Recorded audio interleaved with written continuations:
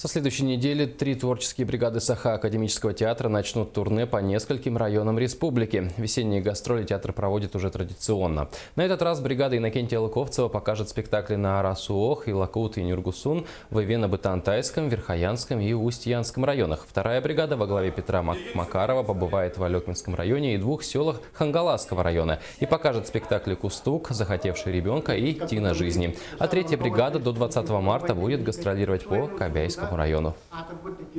С 23 февраля уже выезжаем на Кобяйский улус, и где-то мы до 20 марта там и на Кобяйском улусе находимся. Так что вот кобяйские, наши зрители кобяйцы, пожалуйста, приходите на наши спектакли. Вот, мы показываем спектакль «Кагандаганы», вот, автор Лидия Васильева и «Дети бит» Николая Неустроева.